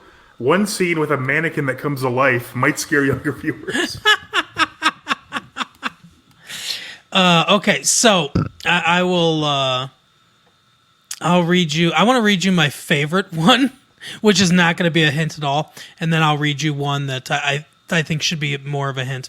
Frightening and intense scenes. Here's what it says: none. It's a comedy. Uncle Buck? No. Violence and gore. One character is punched in the face, a barroom brawl, comedic and not very violent, some minor slapstick moments throughout. This all sounds like Superbad to me. It's not. Is it Waiting? No, I'm pretty... There's really only one more clue, which is some crude humor, not too bad. So I'm going to give you a larger clue, because this is really tough, but I really wanted to do this one because I know you've seen this movie. So I'll give you another clue. Let me try to frame it in... Okay, I know how to frame it in appearance guide way. The appearance of Kurt Vonnegut might be... Oh, okay. Oh, really? Yeah, those aren't very good clues for that movie, Back to School. No, yeah, that's right. No, not very good clues. I mean, I guess the man walks in on a woman in the shower, but that happens. I think I've only seen it on TV, so I think I've seen that part. Oh, yeah. Non-cable. Yep. Yeah, they should talk about the hot tub scene where he says something about blowing bubbles or something like that, and it's, yeah. Right, or mention diving. Yeah, that'd help. Yeah, whatever. I mean, that's a movie that's I'll watch it when it's on, but I won't seek it out. I don't know. Yeah. There are definitely parts I like though, but it's very dated, I would say. Oh, for sure. All right, so one more film. Do you want to go first again? Sure. One use of GD. Other words include pussy, douche, shit, bitch, ass, and a middle finger. Hey, this reviewer will not use the Lord's name in vain, that's for sure. I love it. Superbad. No, but I did watch that this weekend. I love that movie. That still holds up. It really does. I mean, even though it doesn't in a lot of like inappropriate Me Too kind of ways. Yeah, for sure. One thing I can never figure out about that movie, every time I watch it, I never understand this. Does Emma Stone, is that her name? Yeah. I don't think her character has any attraction whatsoever to Jonah Hill's character, but it kind of implies that she does, but it's just like there's nothing that indicates that in the entire. They don't have any chemistry. I think that's the issue. Like I'm still unsure if they're supposed to be like in a relationship or attempting one at the end of the movie because it doesn't seem like she cares for him at all. Yeah, she just says that he can buy her some makeup or something. I don't remember what it is. Something like that, yeah. Yeah, it's weird. But yeah, so it's not super bad. Okay, so your first one is Why male models? here's some violence and gore. Now, in almost all of these, A convenient truth. in almost all, Inconvenient. in almost all of these, the lead character, their name, the character's name, is used. So I'm gonna have to in almost every one of these, I have to just say the lead character because it says the name in almost every one of them. The lead character gets his head violently scratched in a bike accident, and then it says in parentheses a little graphic. The Running Man. No. A scene takes place in a bar. Cherry 2000. No. Okay, so the lead character says bullshit. This is profanity. Goddamn is used 2 times in a row. And then just in all caps, going down the line, it says damn, ass, hell, God, bastard. It's the weirdest like listing of profanity I've ever seen. Jeez. Someone is. Oh wait, shit! I'm supposed to guess. I have no idea. Okay. Breaking 2. No, that's close, but no. Breaking. No. Well, let's see. Someone is eaten. Albeit this is off screen. Someone is eaten? Eaten, yes. Okay. Off screen, someone gets eaten. God damn. Yeah. The Running Man. No, but that's a good guess. Just because I like that movie. Let's see.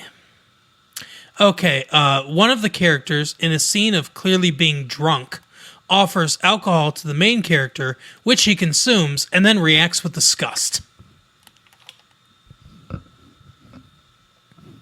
Huh. Sin City? No.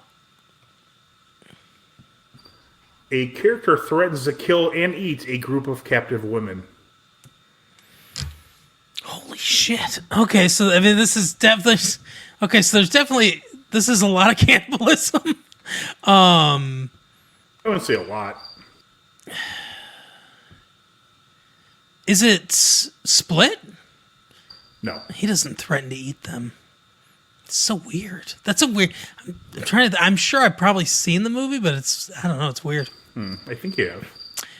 Let's see. Under sex and nudity, at a school dance, one of the female's characters' nipples can be seen through her costume. Never been kissed? No. Huh. 2 children attempt to drown a child. Holy fuck. Okay, so 2 children are trying to kill another child. I'm good. Maybe that's like a flashback scene where that guy grows up to be the cannibal murderer. Wow.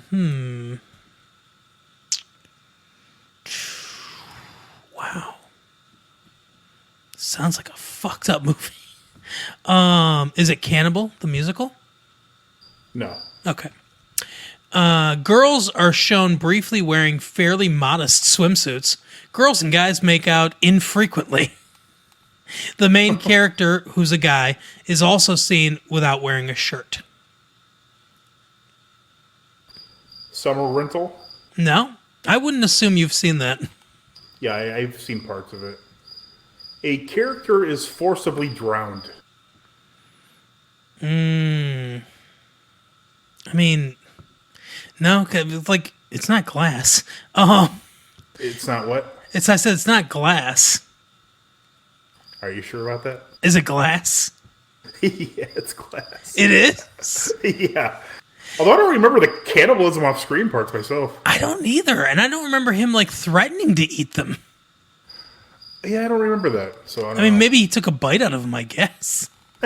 You take one bite, you're a cannibal suddenly. Yeah, what the fuck?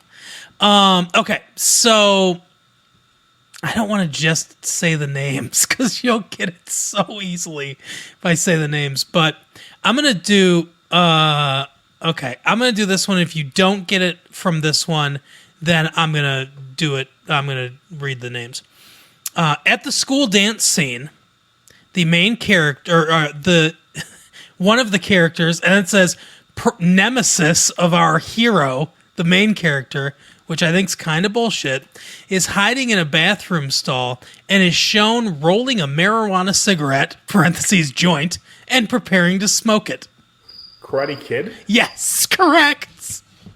At the I school don't dance remember scene, that part. Johnny, nemesis of our hero Daniel, is hiding in the bathroom. Come on now. But yeah, so many of these were like Mr. Miyagi in a scene clearly being drunk. Or in the climax of Daniel's harassment, the Cobra Kai students swarm him.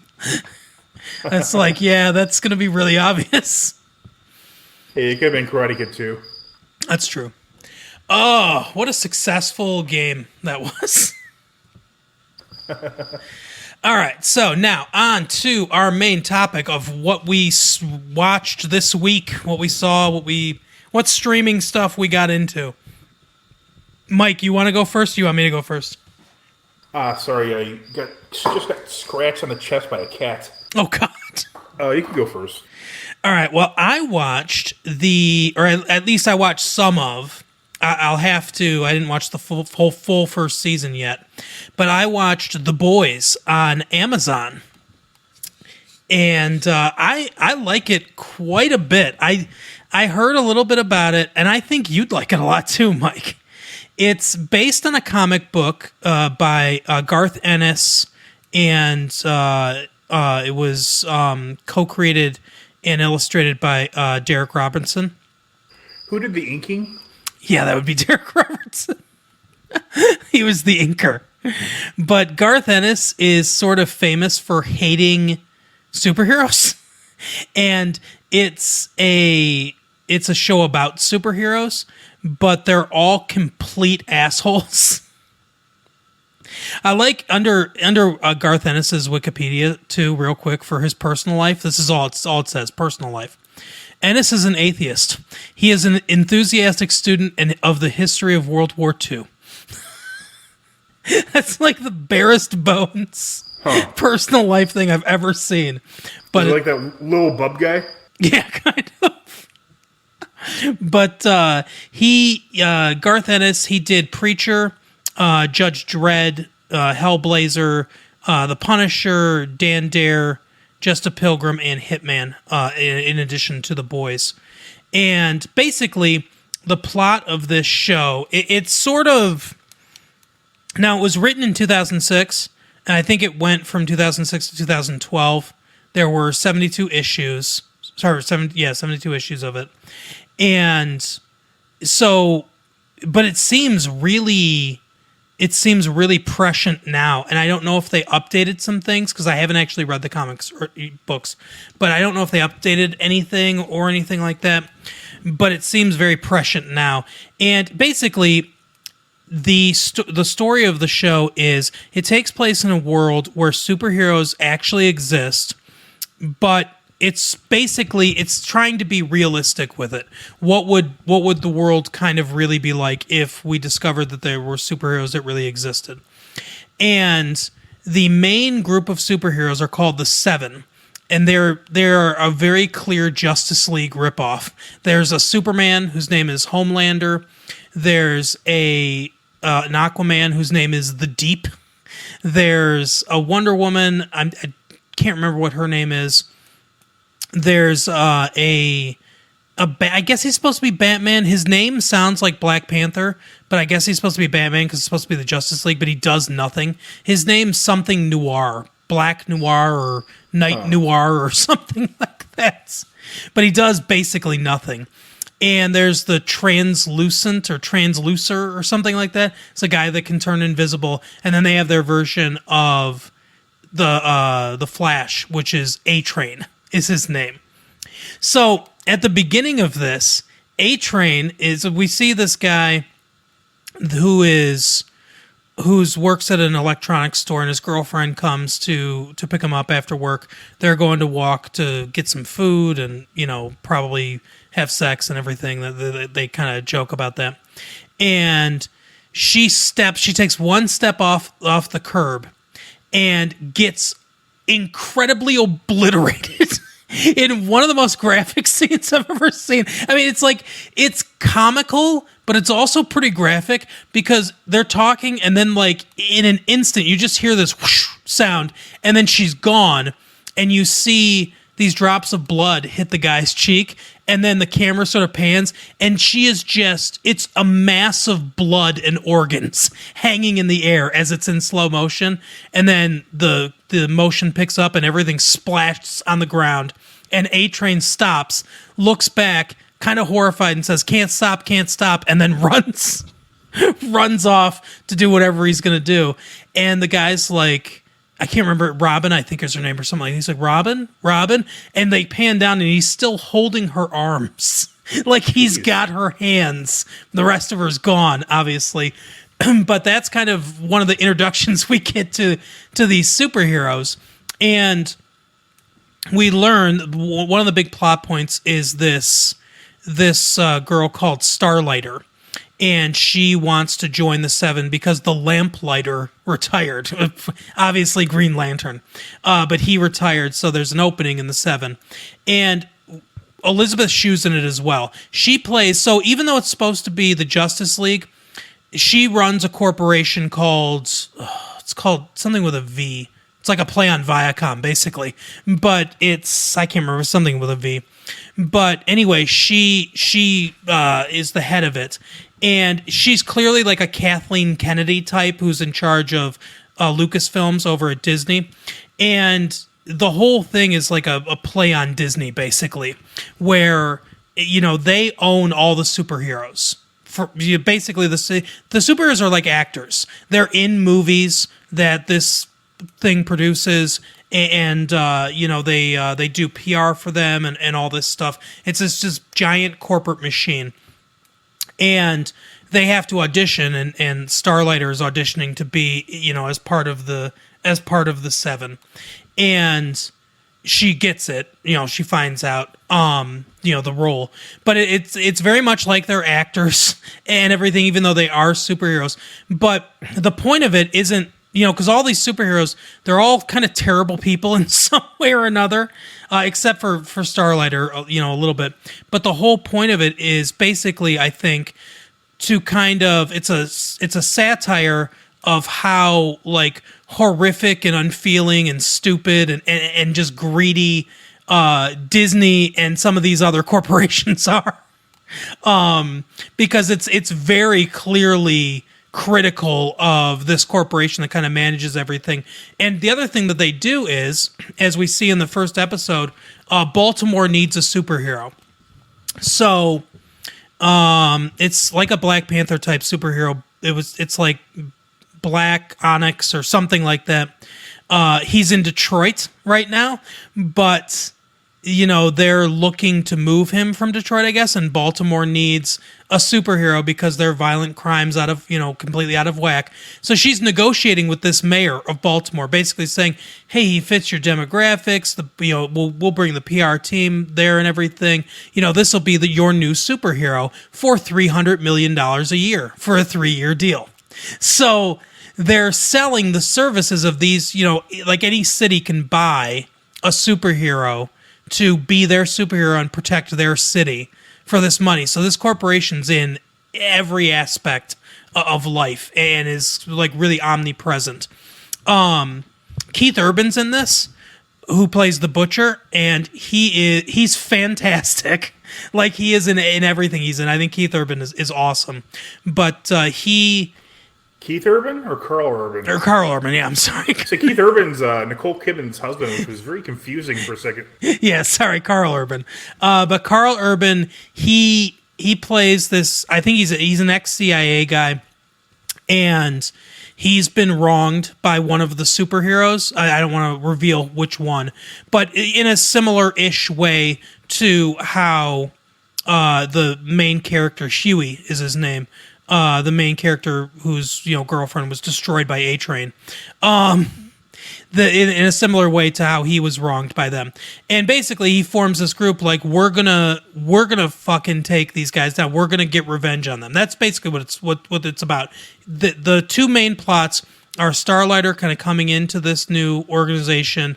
Well, three main plots, I guess. The evilness of the corporation itself, and then this group of guys, the boys, and that they're the titular boys, trying to get revenge. And it's sort of an interesting idea of like, if there were superheroes and you're just some normal guy, how are you going to get revenge on a superhero person? So that's kind of what it's about. But it's really dark, but it's like darkly funny.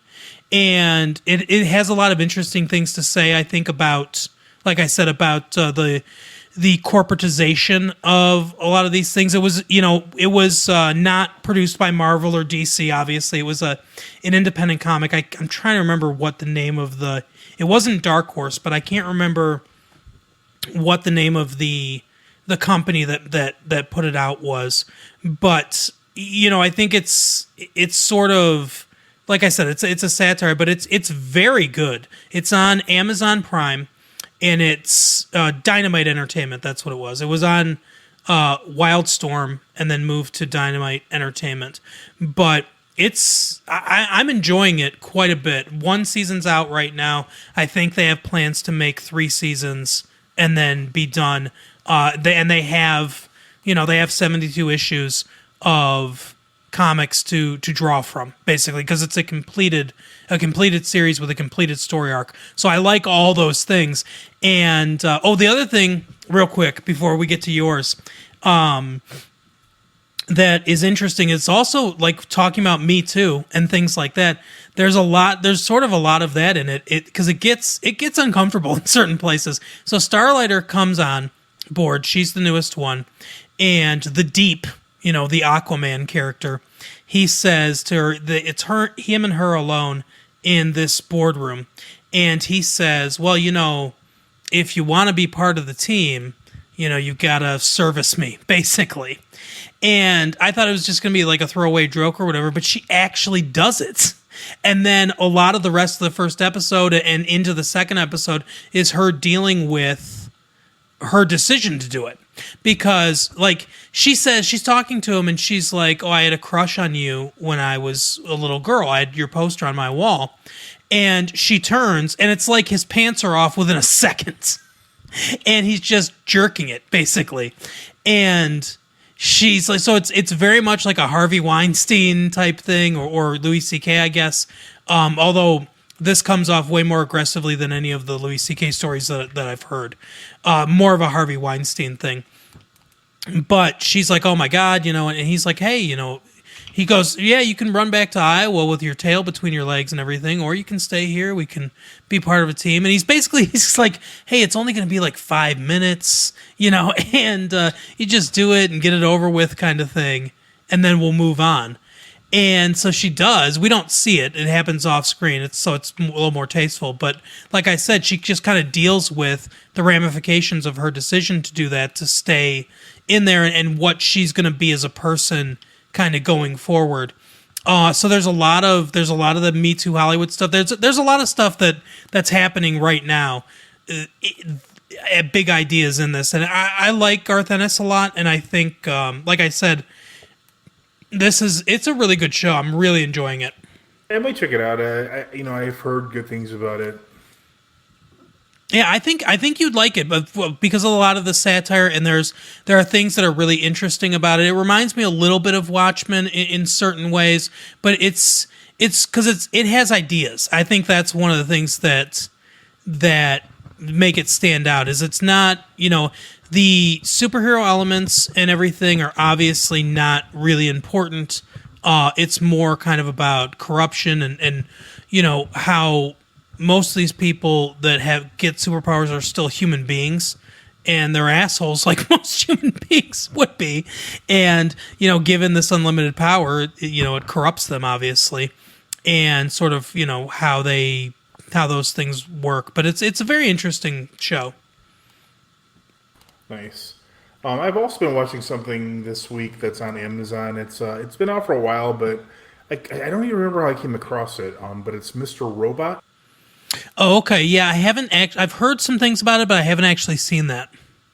It's a really interesting show. It takes it's the story of like a security engineer who works at a company whose name I forget. Mm-hmm. That basically does like the network internet security for the largest company in the world. It's called E Corp, and they have like basically it's like a super version of Disney. They make cars, clothes, entertainment. They basically do it all. It's like and he has like this weird verbal tick where he always like hears it as Evil Corp. Okay, it's revealed that he has a lot of like anxiety and that sort of thing. He sees a therapist. I like it so far. I mean, I really need to. This is a show you really need to pay a lot of attention to, which I'm usually doing other things while I'm watching TV. So I probably have to go back and rewatch a couple episodes. It's I forget the guy's name. Him. Okay. And Christian Slater is also in it. Nice. But I remember how I came across it because there was this movie called Youth in Revolt, because I was like looking at Superbad, and I was like Wikipedia'd over Michael Cera. Oh my god! You fucking bastard! I fucking love you so much right now. Okay, so let me tell you why I love you so much right now. Because for like it was just about a week ago or so, maybe a week and a half ago, I was trying to remember the name of this series of books that I had read in high school it was like a diary. And yeah. That's weird. I didn't know you read that. I read that in high school too. I found a surprisingly large amount of people had read that series. So I had read it and everything, and I could not remember. I was trying to explain it to my wife, and I could not remember the name. I put in everything I could remember. Girl is in love with this French actor, all this stuff and everything. Everything that I could think of about it, could not fucking find it. But that's it. Youth in Revolt is it. Yeah, there's like maybe 5 books in the series. Yeah. Maybe 3 are good. Yep. Yeah, it's Youth in Revolt. But the actress from that is in Mr. Robot, so that's how I came across. I'm like, oh yeah, I've heard about that. And there's like 3 seasons out, so I mean, I like it so far. I can't really go into too much. It's really like a lot of detail. There's a lot of really weird characters, and it's almost like a Fight Club in the sense that they make like a not counter, but like a counterculture / terrorist type group that wants to take down this large corporation and seal everybody's credit cards so they can't be used against them. It's very similar to the plot of Fight Club at the end, at least. Okay, is that the one that Remy Malek's in? That's his name, Remy Malek. Yeah. Yeah, the guy that was in Bohemian Rhapsody. I'm not trying to be mean or anything. Does he have a speech impediment? I don't know. He does speak. I think I've looked it weird. up before, but he just the way he says some words, it sounds almost like he has a speech impediment. Yeah, that wouldn't surprise me. He's really good in this, though. Him and Christian Slater and Portia Doubleday is the girl from Youth in Revolt's name. Okay. Woman. Sorry. Don't write. We don't want letters. Yeah, but I also saw Superbad, which who doesn't love Superbad? And I saw what do you think the funniest comedy you have ever seen is? Oh wow, that's tough. The funniest comedy I've ever seen.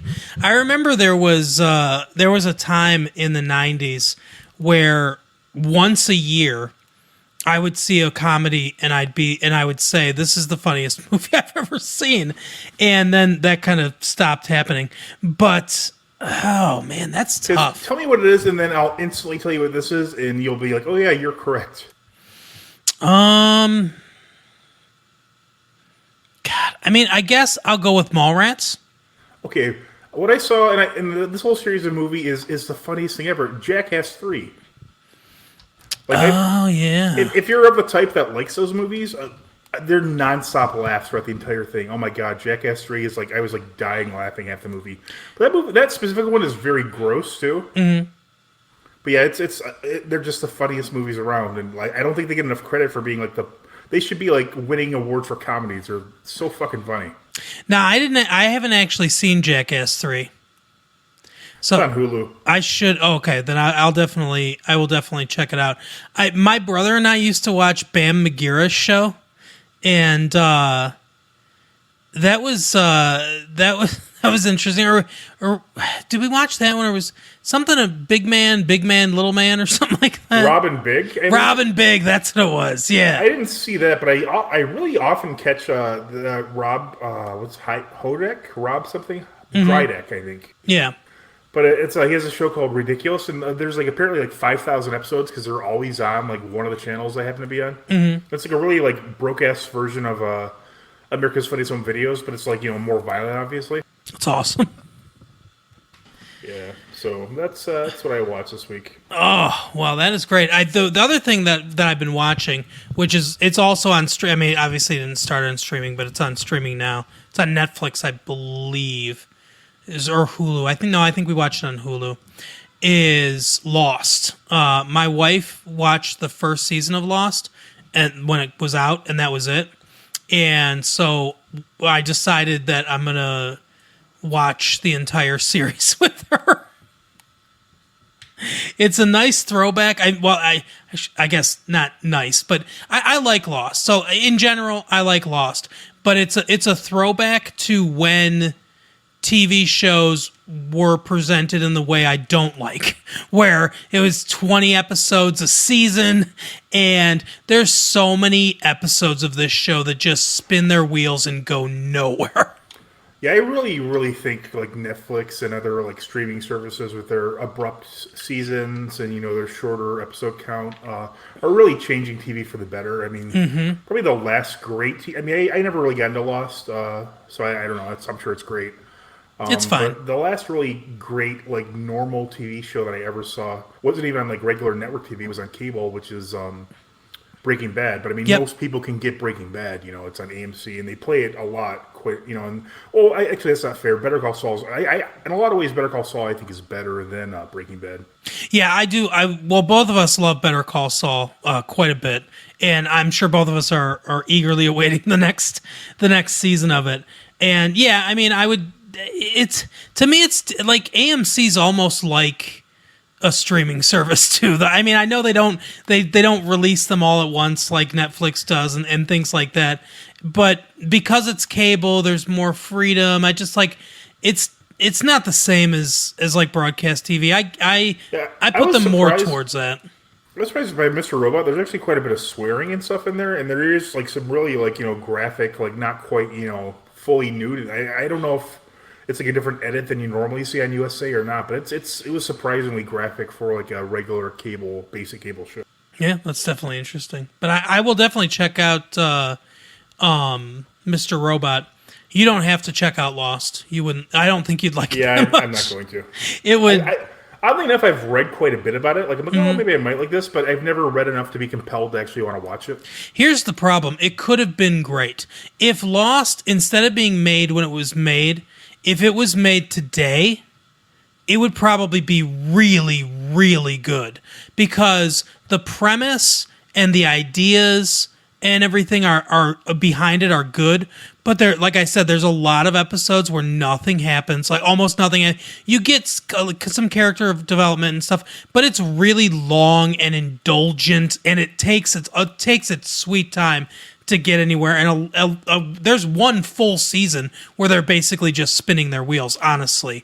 And that's the problem, is too much. There wasn't enough central planning. If it was going to be a Netflix show like right now, then Netflix, whatever they, however they do it, however they structure things, they'd be like, okay, you got to give us the full arc, the full arc of the entire series.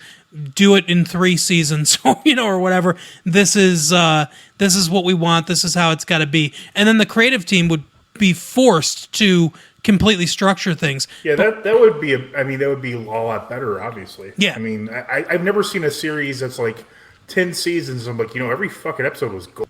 Yeah, exactly. And you can tell that they were writing this as they went along, which in this type of show is not a good idea. I have to correct that. At least not with drama. For comedy, I would say It's Always Sunny in Philadelphia is probably like 90% good. Yeah.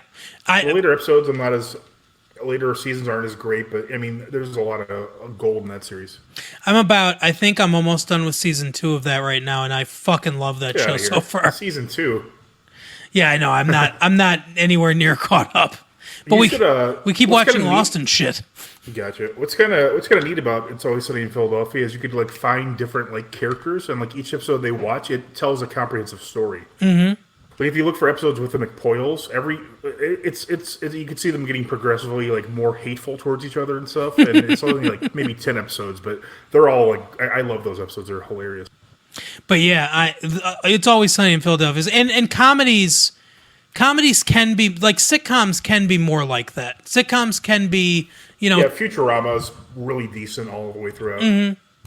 Yeah, that's the exception. Because most sitcoms aren't serialized television like a lot of television shows are now. They're episodic. They're all, each one can be its own self-contained thing. A lot of times there are larger season-long story arcs and things like that, but they don't play a huge role, and they're not necessary to enjoy episode by episode. And that they're standalone helps too. Yeah. Really, I think 24 probably was like the start of this whole one solid arc. Like, the first season was its own contained story. The second, yeah. The only problem was there was too many episodes. Like, I really was into 24 in season 2, but it's like, oh no, I forgot this. I have to go back here because they're just filling time because oh shit, we have 24 hours worth of episodes. Yeah, that was the big mistake, was making it 24, like 1 hour for each one, because I understand why they wanted to do that, the sort of gimmick of that and everything, but yeah, 24 was good, but like you said, it was another one where it was like it could have been 12. Could have been just the waking hours. Yeah, and then the timeline is all weird because oh shit, I have to travel 300 miles. What am I going to do, for this next fucking 5 episodes? Mm-hmm, exactly. And then in the later seasons, it was like almost soap opera. Like, I don't know if you watched. I caught a couple episodes, but it's like, oh, his former, enemy is now the president. It's like, what? Yeah, I think I stopped after season 3 or season 4. That was the last one I watched. Watched like half of season 2. Then I'm like, yeah, I'm good. I get it. He's probably not going to get there anytime soon. Yeah, the one with Marwan. That was the last one I watched. Because I think the second one, season 2, is the one with the guy that's going to poison everyone, right? Season 2 is, I think you and I watched this together, and we were like instantly hooked because he had like a guy who was like a pedophile or something. He just like kills him and saws his head off in the interrogation room. Yeah, that's right.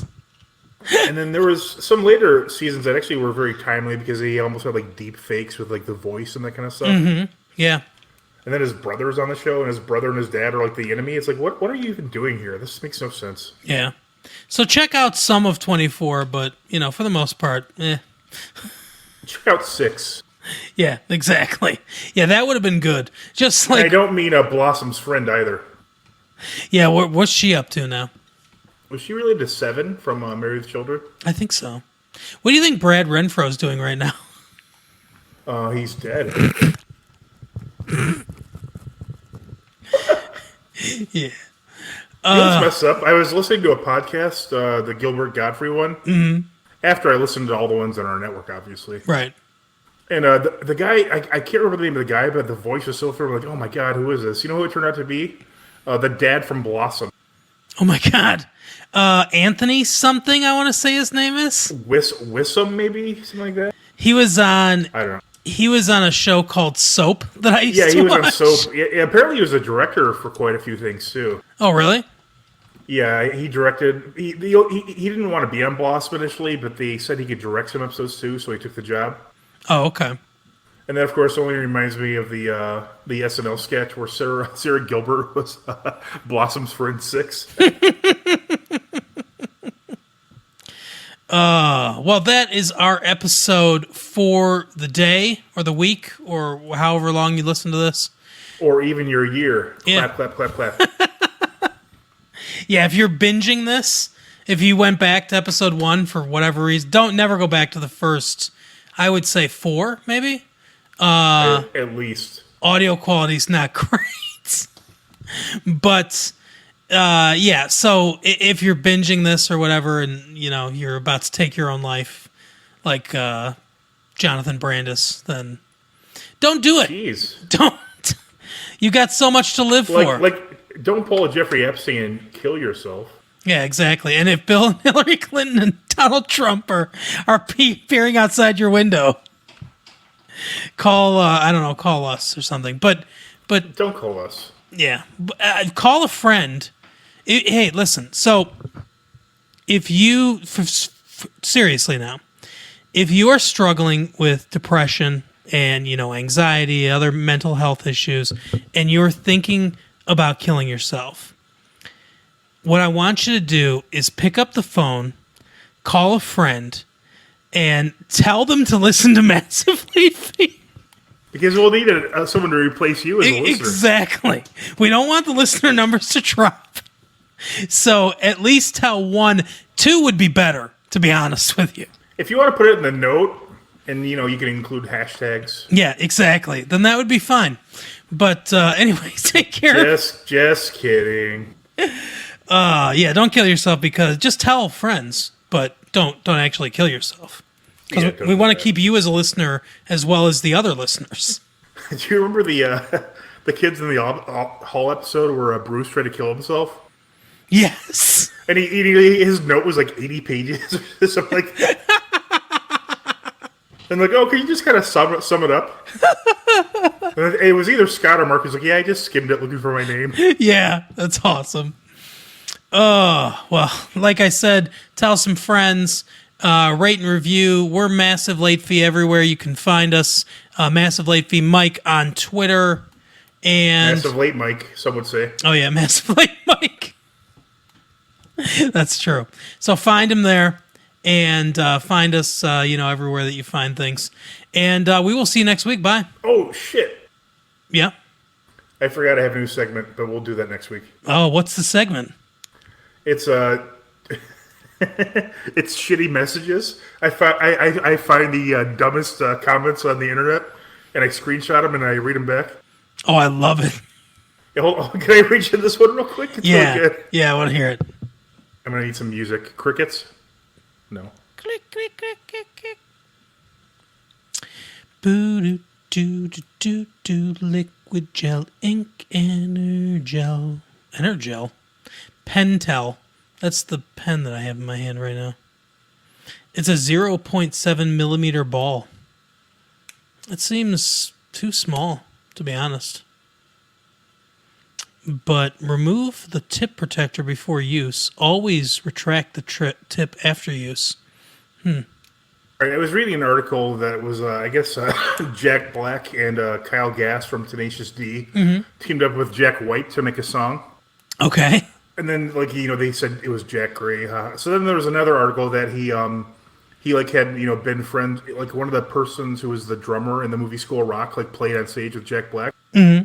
And there's one comment on this, and I couldn't reply because it wanted way too much information from me. Okay. But this is from Jason C. Wilkerson, who cared enough about Entertainment Weekly to sign up to be able to, message on there. Mm-hmm. And his message is, he was a fake substitute teacher, and the class wasn't a music class. And then it goes on to say he had to hide the fact that they were playing music. Oh my god. So my comment, which I couldn't post, was thanks for the clarification. Oh my god. Because who the fuck cares? That's the dumbest comment ever. That is hilarious. But yeah, sorry to drag the show on for that stupid part. That's okay. So look for more of that segment next week. We will see you next week. Bye. See you next time.